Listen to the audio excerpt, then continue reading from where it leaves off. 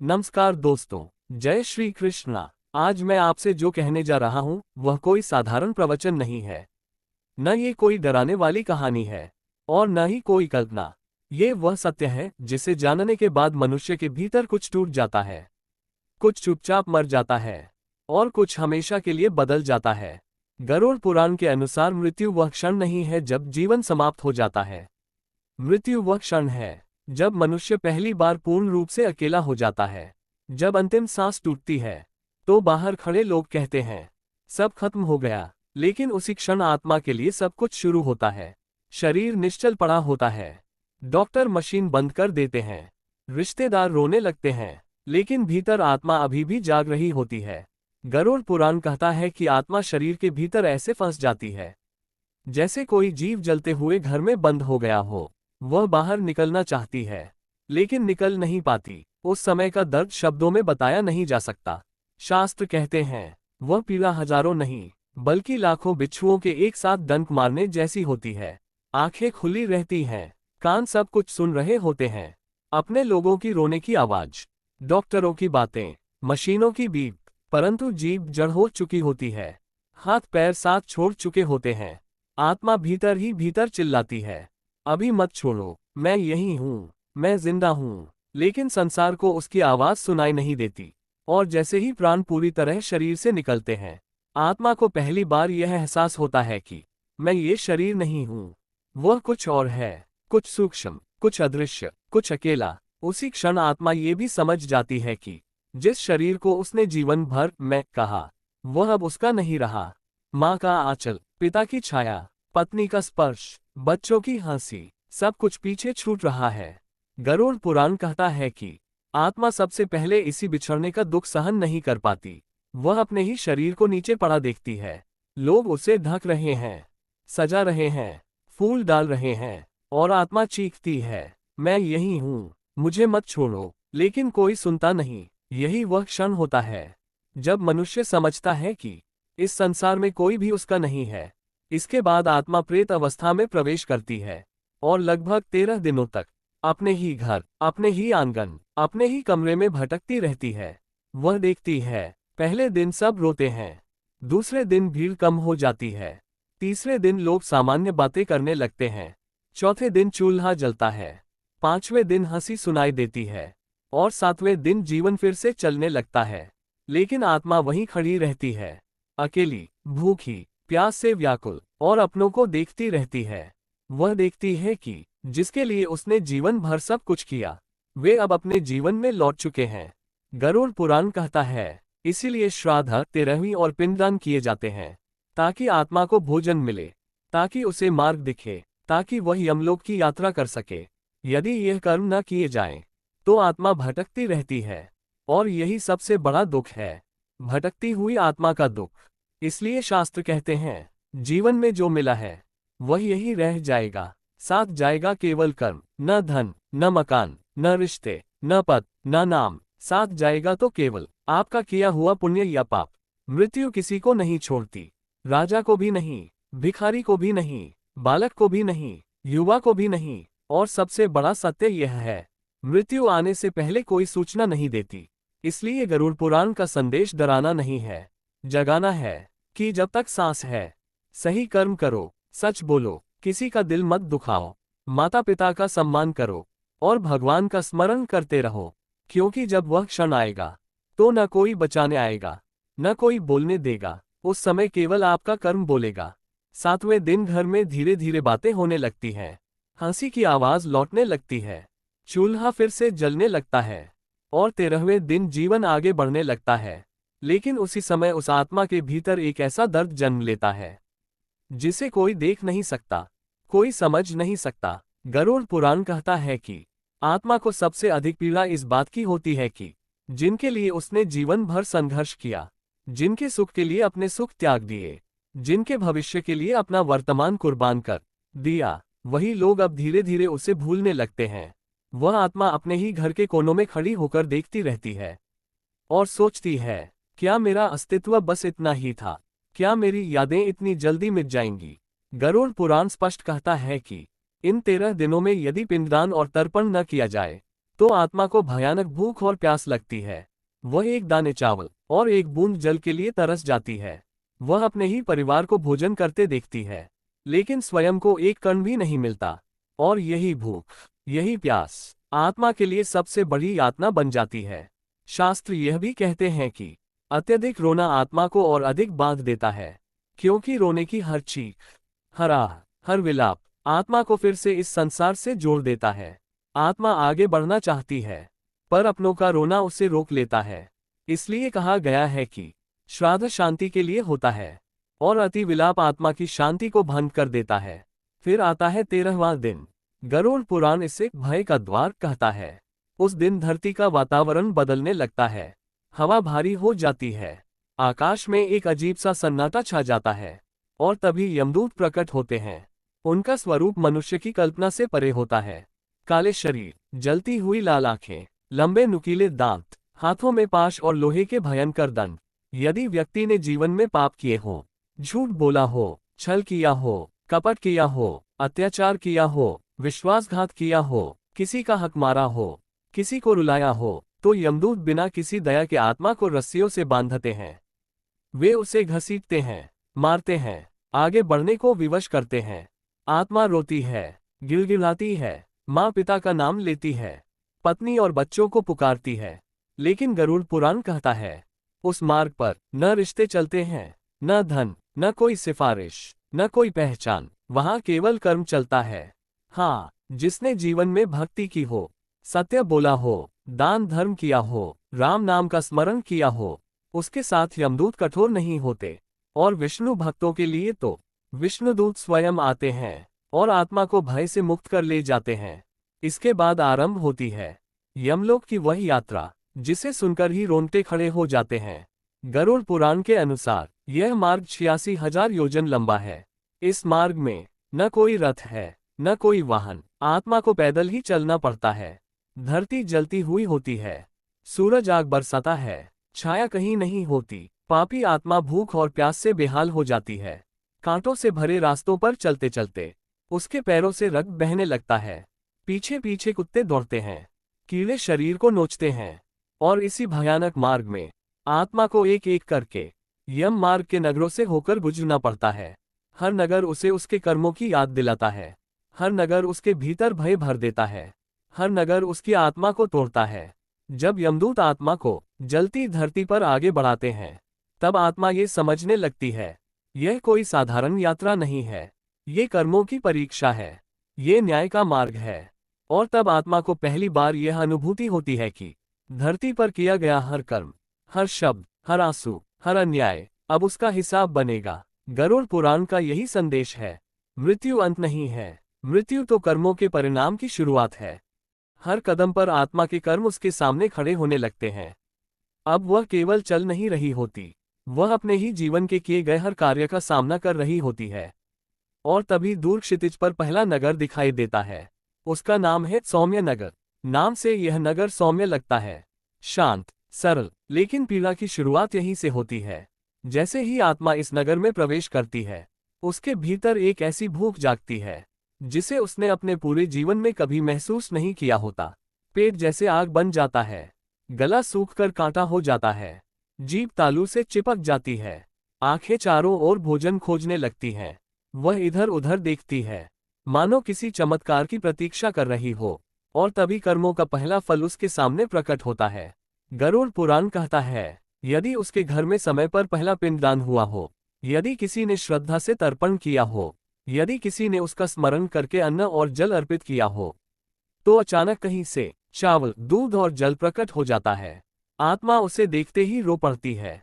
उसकी आंखों से आंसू बहने लगते हैं, जैसे किसी भूखे बच्चे को माँ की रोटी मिल गई हो। वह कांपते हाथों से उसे ग्रहण करती है और मन ही मन कहती है, मेरे अपने मुझे अभी भी याद करते हैं। उस भोजन में उसे केवल अन्न नहीं मिलता, उसे प्रेम मिलता है, उसे अपनापन मिलता है, उसे आश्वासन मिलता है कि वह पूरी तरह अकेली नहीं है।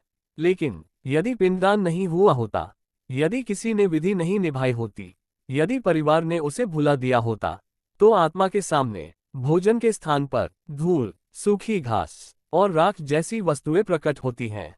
जैसे ही वह उन्हें निगलती है, उसका कंठ जलने लगता है, उसकी छाती फटने लगती है और वह फूट फूट कर रो पड़ती है। वह कहती है, काश मेरे लिए किसी ने विधि निभाई होती, काश किसी ने मुझे याद किया होता। इसी पहले नगर में आत्मा को ये समझ आ जाता है कि अब वह पूरी तरह अपने कर्मों और अपने परिवार द्वारा किए गए कर्मों पर निर्भर है। अब न शरीर है, न आवाज है, न संसार है, केवल कर्म है। इसके बाद यमदूत उसे आगे खींचते हैं। रस्सी खींचती है, डंडा उठता है और आत्मा को अगले नगर की ओर धकेल दिया जाता है। और तब आता है दूसरा नगर, सौरपुर। यहाँ सूर्य देव किसी देवता की तरह नहीं, बल्कि जल्लाद की तरह सिर के ठीक ऊपर खड़ा होता है। उसकी किरणें प्रकाश नहीं, आग की लपटें बन जाती हैं। धरती की रेत इतनी तप्त होती है कि आत्मा के पैरों में छाले नहीं, बल्कि जलते हुए घाव बन जाते हैं। हर कदम पर ऐसा लगता है जैसे किसी ने अंगारों पर चलने को मजबूर कर दिया हो।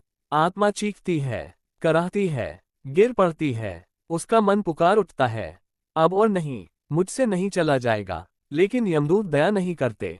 वे अपने लोहे के डंडों से उसे उठाते हैं, उसकी पीठ पर प्रहार करते हैं और कहते हैं, चल, तेरे कर्मों की राह अभी लंबी है। पापी आत्माएं यहाँ जोर जोर से चिल्लाती हैं।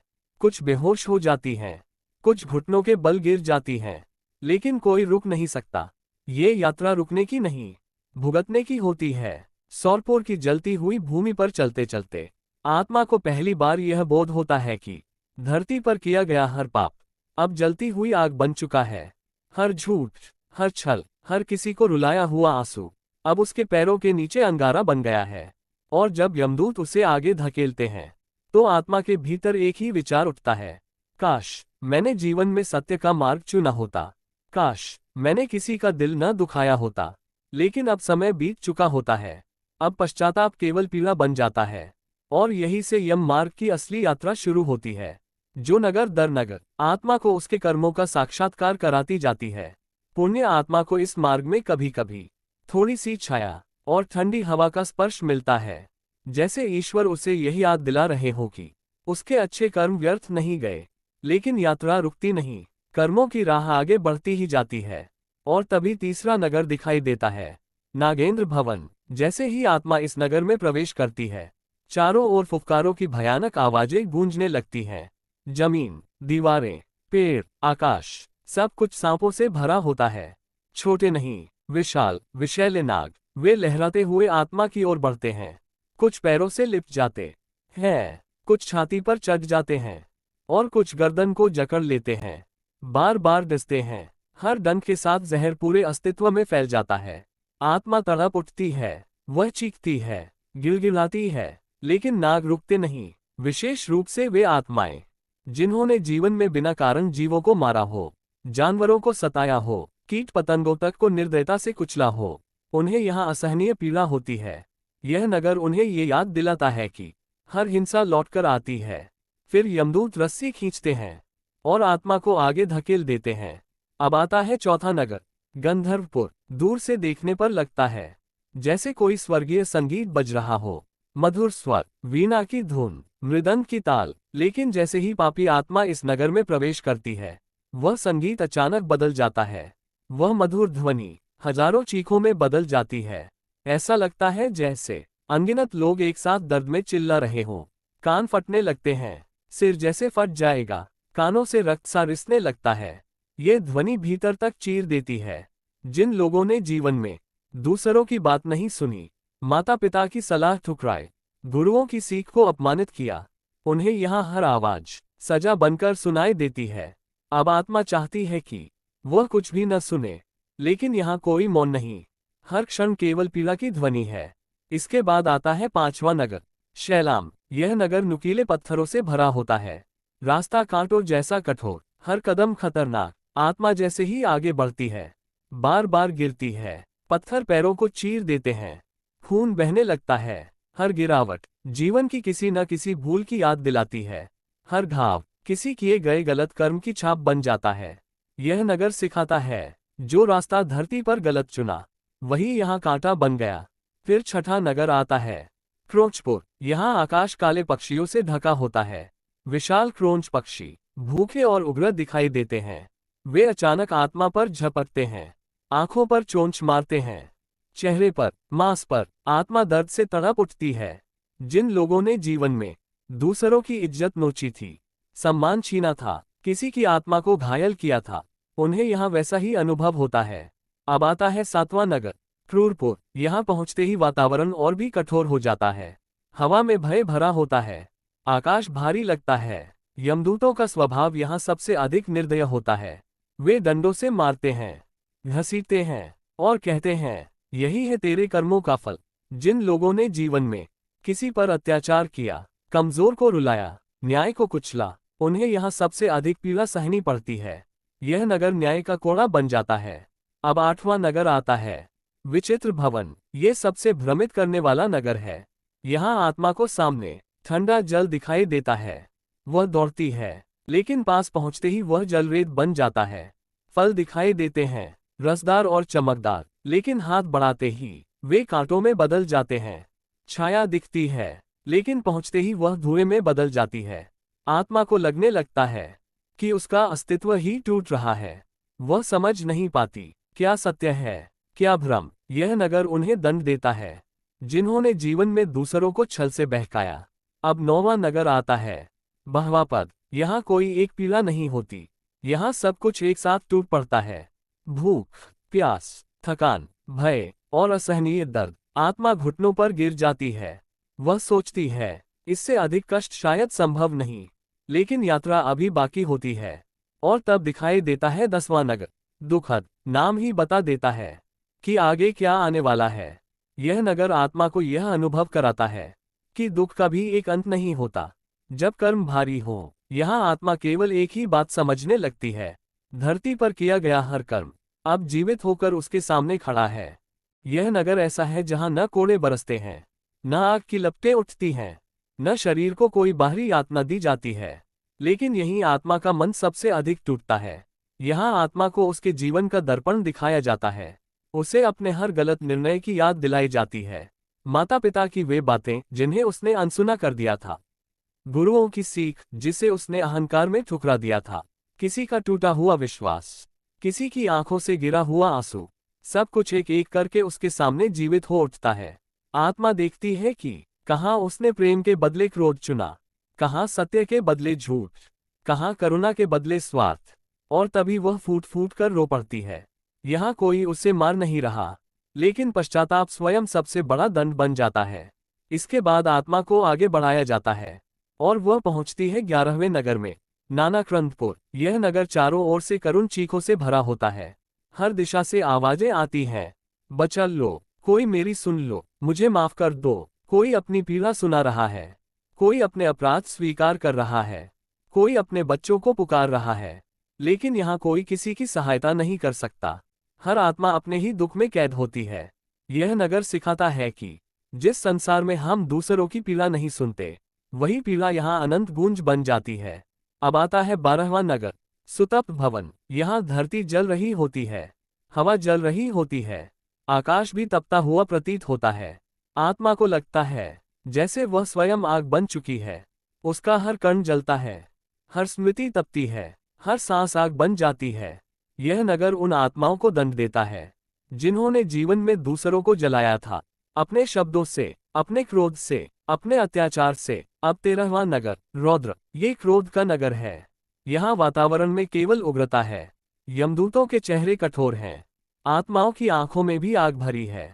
यहाँ क्रोध स्वयं एक रूप धारण कर लेता है। जिन लोगों ने जीवन भर गुस्से में फैसले किए, अपमान किया, हिंसा की, अपनों को पीड़ा दी, उन्हें यहाँ उसी क्रोध की आग में जलना पड़ता है। अब आता है 14वां नगर, प्योवरण। यहाँ वर्षा होती है, लेकिन यह वर्षा शांति नहीं देती। ये जल नहीं, कीचड़, जलन और पीड़ा से भरी वर्षा होती है। आत्मा भीग जाती है, लेकिन उसे कोई ठंडक नहीं मिलती। यह नगर बताता है कि कुछ राहतें भी दंड बन जाती हैं जब कर्म भारी हो। अब 15वां नगर, शीताध्य। अचानक सब कुछ बदल जाता है। जहाँ पहले आग थी, वहाँ अब असहनीय ठंड है। आत्मा कांपने लगती है, दांत बजने लगते हैं। ऐसा लगता है जैसे उसे बर्फीले पर्वतों में नंगा खड़ा कर दिया गया हो। ये ठंड केवल शरीर की नहीं होती, यह अकेलेपन की ठंड होती है। अब अंत में आता है 16वां नगर, बहुभीति। ये भय का चरम बिंदु है। चारों ओर अंधकार छाया रहता है। राक्षसी आकृतियां घूमती रहती हैं। भयानक आवाजें गूंजती रहती हैं। आत्मा डर से सिमट जाती है। उसे लगता है अब इससे आगे कुछ नहीं हो सकता, इससे बड़ा दुख संभव नहीं। लेकिन यही वह नगर है जहां से वैतरणी नदी का मार्ग खुलता है और आत्मा समझ जाती है सबसे बड़ी परीक्षा अभी बाकी है। जब बहुभीति की सीमा पार होती है तो दूर से एक भयानक गर्जना सुनाई देती है। ऐसी आवाज जैसे हजारों प्राण एक साथ कराह रहे हों।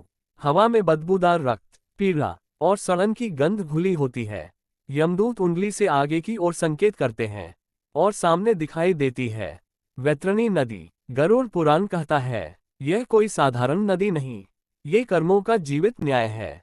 इसका जल पानी नहीं होता, ये खून, पस, मूत्र, मल, कीचड़ और असंख्य विषैले कीटों से भरा होता है। नदी में मगरमच्छ हैं, विशाल सांप हैं, लोहे जैसे दांतों वाले भयानक जीव हैं जो आत्माओं को नोचते रहते हैं। आत्मा किनारे खड़ी कांपती है। उसकी स्मृति में घर के दृश्य उभरते हैं। माँ का चेहरा, पिता की आंखें, बच्चों की हंसी, अपनों का स्पर्श, और वह रोते हुए यमदूतों से कहती है मुझे मत ले जाओ, मैं वापस जाना चाहती हूँ। लेकिन यमदूत कठोर स्वर में कहते हैं अब कोई रिश्ता काम नहीं आएगा, यहाँ केवल कर्म बोलेंगे। जैसे ही आत्मा नदी में उतरती है पीड़ा असहनीय हो जाती है। पापी आत्मा डूबने लगती है। कीट उसे काटते हैं, मगरमच्छ उसे खींचते हैं। हर चीख एक एक पाप की गूंज बन जाती है। लेकिन उसी नदी में कुछ आत्माएं ऐसी भी होती हैं जिन्हें अचानक अपने पैरों के नीचे ठोस भूमि का अनुभव होता है। वे डूबती नहीं, ये वही आत्माएं होती हैं जिनके लिए जीवन में गौ दान किया गया होता है। उनके लिए वैतरणी में एक दिव्य गौ प्रकट होती है। आत्मा उसके पूंछ को पकड़ती है और कांपते हुए नदी पार कर जाती है। उस क्षण आत्मा को ये समझ आता है जीवन में किया गया एक छोटा सा दान भी मृत्यु के बाद जीवन दान बन जाता है। गरुड़ पुराण का यही संदेश है। धरती पर किया गया हर कर्म मृत्यु के बाद रास्ता बन जाता है। नदी पार करते ही आत्मा पूरी तरह टूट चुकी होती है। न शरीर बचा होता है, न आंखें, न आंसू, फिर भी भीतर से रोना बंद नहीं होता। वह रोती है बिना आवाज के, कराहती है बिना शरीर के, और पश्चाताप करती है बिना समय के। इसके बाद आत्मा को यमलोक की ओर ले जाया जाता है। वह स्थान ऐसा है जहां आकाश काला दिखाई देता है, धरती लाल, और वातावरण में एक गहरा गंभीर सन्नाटा छाया रहता है। दूर दूर तक असंख्य आत्माएं पंक्तियों में खड़ी होती हैं। कोई झुकी हुई, कोई कांपती हुई, कोई मौन, कोई रोती हुई, और बीचों बीच है यमराज का दरबार। सिंहासन पर विराजमान यमराज कोई राक्षस नहीं है। वे अत्यंत तेजस्वी, गंभीर और पूर्णतः न्यायप्रिय देवता हैं। उनके चेहरे पर न क्रोध है, न ममता, केवल सत्य और न्याय का तेज है।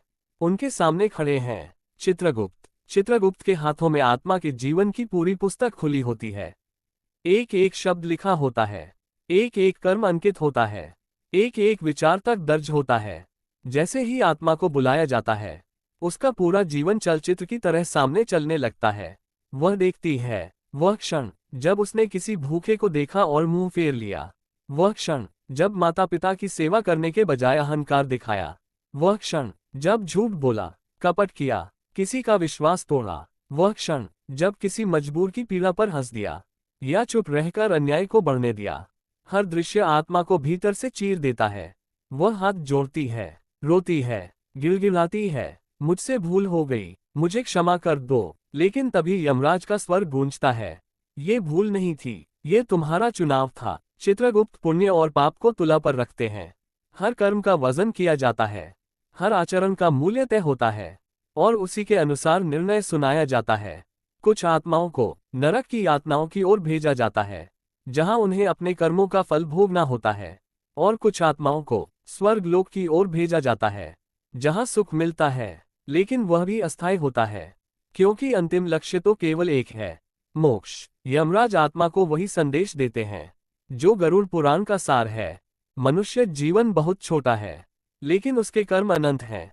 जो आज तू दूसरों को देता है वही कल तुझे मिलता है। न धन साथ जाता है, न शरीर, न पद, न रिश्ते, साथ जाता है केवल कर्म। ये सुनकर आत्मा समझ जाती है असली धर्म मंदिर में नहीं, असली धर्म करुणा में है, सेवा में है, सत्य में है, दया में है। और यही ये कथा सिर्फ आत्मा की नहीं रहती, बल्कि जीवित मनुष्य के लिए चेतावनी बन जाती है। गरुड़ पुराण कहता है, जो जीवित रहते हुए नहीं सुधरता, उसे मृत्यु के बाद सुधरने का अवसर नहीं मिलता।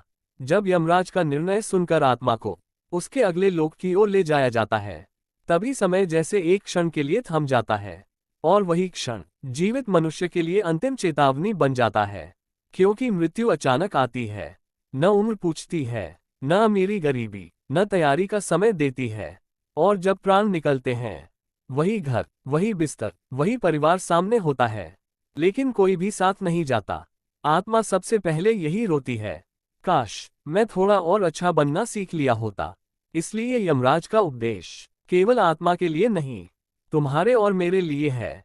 वे कहते हैं, मनुष्य सबसे बड़ा पाप तब करता है जब वह किसी का दुख देखकर भी अनदेखा कर देता है, जब वह माता पिता के जीवित रहते उनकी कद्र नहीं करता, जब वह झूठ, छल और अहंकार को अपनी आदत बना लेता है, जब वह धर्म को दिखावे तक सीमित कर देता है और करुणा को भूल जाता है।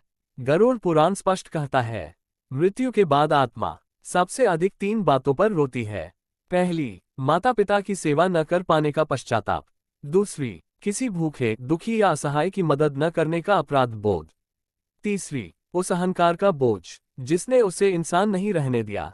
और तभी यमराज 5 ऐसे कर्म बताते हैं जो यम मार्ग की सबसे भयानक यातनाओं को भी हल्का कर देते हैं।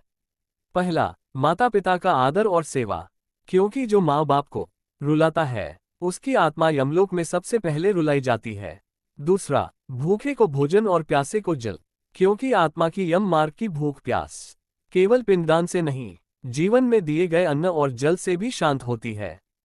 तीसरा, गौ सेवा और दान, क्योंकि वैतरणी नदी पार कराने वाली वही दिव्य शक्ति बनती है। चौथा, सत्य और संयम, क्योंकि झूठ बोलने वाला मनुष्य मृत्यु के बाद हर लोक में भय से कांपता है।